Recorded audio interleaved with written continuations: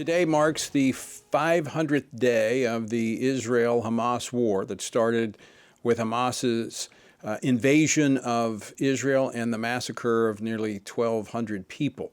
Now, the number of hostages remaining in Gaza stands at 73. Yesterday, Israeli Prime Minister Benjamin Netanyahu confirmed that he and President Trump are working in, quote, full cooperation and coordination, end quote. His statement was released the day after Hamas released 3 more hostages ahead of the Saturday noon deadline that President Trump had given in his ultimatum. Now that the deadline has passed and hostages still remain, where do things stand presently? Well, here to report on some of the latest developments in Israel is Chris Mitchell, the Middle East Bureau Chief at CBN News, reporting from Jerusalem. Chris, welcome back to Washington Watch. Thanks so much for joining us tonight. Great to be with you again, Tony. Well, a lot happening there. Secretary of State Marco Rubio visiting over the weekend. Today, in fact, just a few hours ago, Senator Lindsey Graham led a delegation, a bipartisan delegation from the Senate, held a press conference there. So a lot of activity.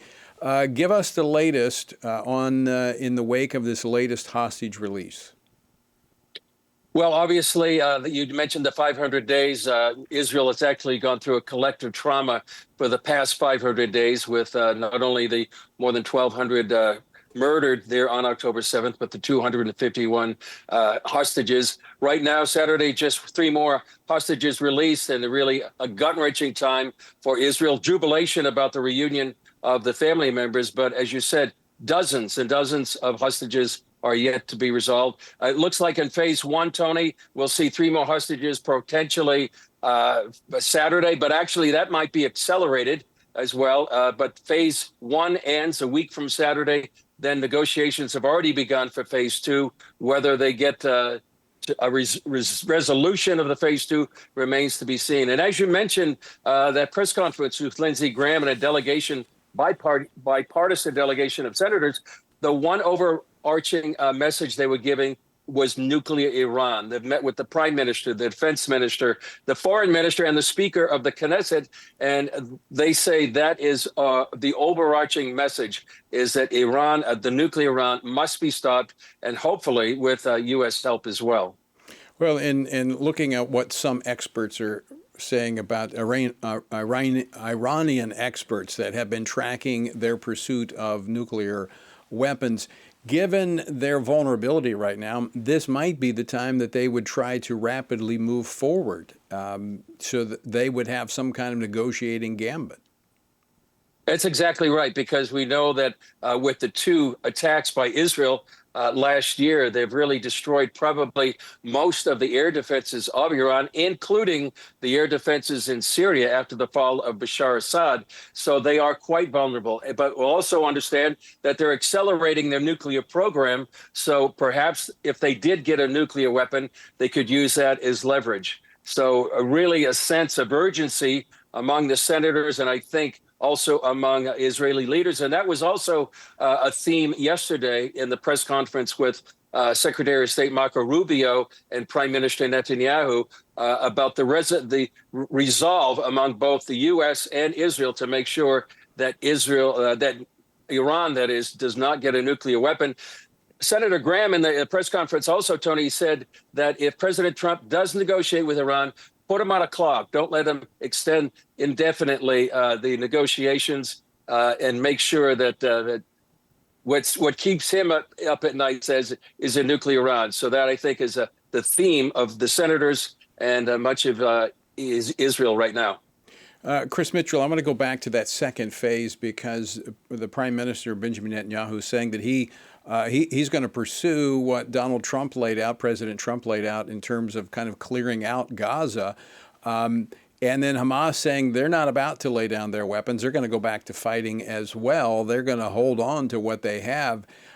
Is there going to be a second phase? It's unclear right now, Tony, because ever since October 7th, there have been 2 contradictory efforts. Israel is saying they're going to defeat Hamas militarily. They will not allow Hamas to rule Gaza. On the other hand, Hamas is saying in phase 2, that is, we need to make sure that there's an end to the war and there would be a permanent ceasefire. the contradictory goals of Hamas and Israel. And we'll see. I think now with the Trump administration, with President Trump's ultimatum, with a new administration that really is giving a tailwind to Israel, I think we're going to see probably a stronger position by both Israel and the U.S. And as Prime Minister Netanyahu said yesterday, they'll be held to pay. We can't tell you when, but it's coming. I want to go back to that press conference. Not only is there a focus on Iran, we're looking at the second phase of this ceasefire hostage negotiation that's taking place, but also in that press conference, normalization of Saudi Arabia. This is another big discussion item that's out there. How does that fit into the overall picture? Well, Senator Lindsey Graham said he first talked about Iran. Then he said number two would be normalization is on the way. And he said it's just a matter of time. He also believes that Saudi Arabia will play the definitive role in reconstruction after the war in Gaza is over.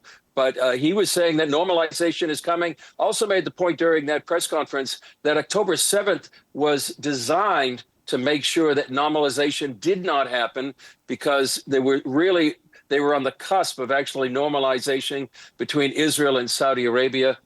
So that interfered with that, obviously. But he said it's coming. And he said also that one of the things that will happen will be, one, a defense pact with the U.S. That's what Saudi Arabia wants. The second thing they want is some sort of dignified resolution to the Palestinian problem.